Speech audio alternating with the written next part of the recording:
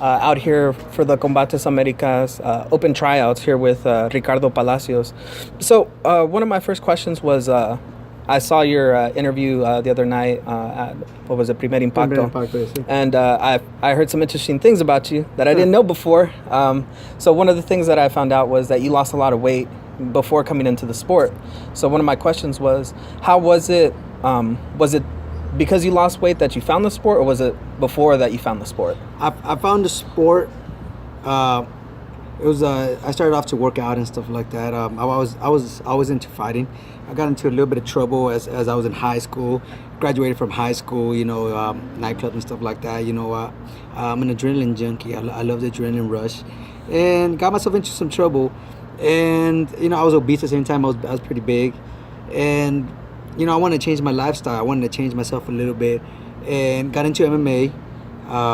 Within a few months of training, 3, I think, 4 at the most, but I would say 3. I got my first amateur fight. Went in there and won my first fight. So I jumped into it to kind of change my life around. At the same time, I love to fight, so it was a good combination. Right. So I also found out that you were kind of almost like a victim of bullying almost when you were younger. Well, not really about bullying, but it was more of a self-esteem. A lot of self-esteem. I hang around with different crowds and stuff like that. Mainly, a little bit of people that were troubled and looked for trouble. I wouldn't say gang members, but somebody, people that were always, doing dumb things and stuff like that. And I'll hang out with them, I guess, to fit in and stuff like that. I didn't have the confidence in me. People did say some words, like they do to a lot of people. But I wouldn't say a lot of bullying.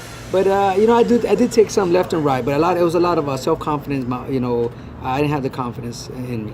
So would you say that finding MMA, finding mixed martial arts is what helped you to get past the self-confidence issues? Dropping weight and finding myself pretty much was it. I was kind of lost, didn't know, who I wanted to be. I have no direction and stuff like that. So MMA kind of gave me a direction. It led me to become a great fighter, an entrepreneur.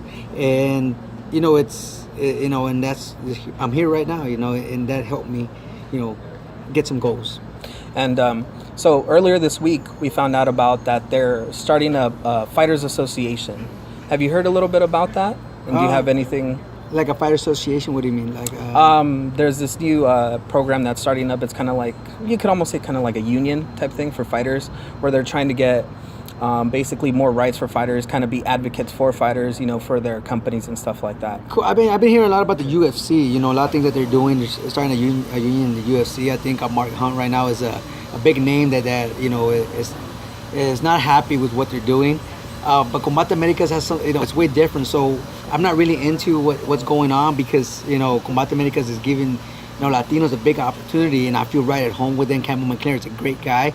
Mike Afrowitz, we got Mel as a matchmaker, and there's a lot of things that you could do with Combate Americas. So I'm happy where I'm at. The union thing and everybody getting together. I know it's happening a lot with the UFC, but I don't know much about it.